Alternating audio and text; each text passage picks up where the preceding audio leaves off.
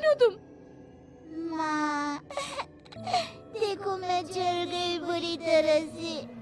6 महीने पेट में रहने को भी मुझे नहीं मिला। सहला दो ना माँ।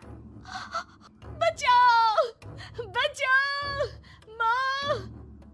ममता दौड़कर कमरे में आती है। प्रिया की बातें सुनकर वो सब समझ जाती है। तू कहीं बगल वाले घर में तो नहीं जाकर आई ना बहू? मुझे माफ कर दो, मैं गई थी माँ। उस घर में सब मरे हुए हैं बहू। कई साल पहले स्नेहा उस घर में बहू बनकर आई थी।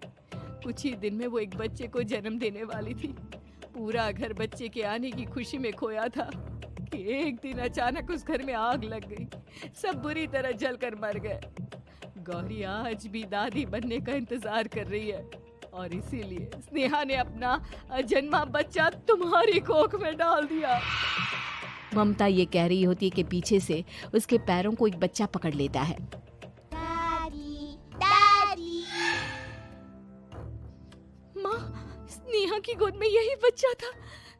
ये बच्चा कौन है फिर? तेरी मौत है।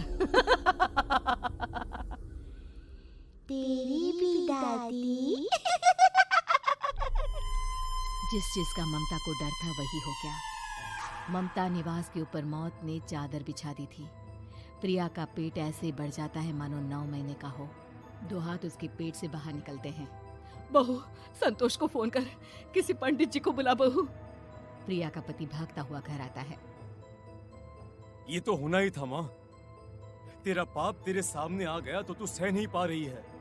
स्नेहा घर में आग लगी नहीं थी, माँ ने लगाई थी, प्रॉपर्टी की लालच में। और वो बच्चा मेरी पहली पत्नी का बच्चा है, मेरा बेटा, जो कि उस आग की चपेट का शिकार हो गया था।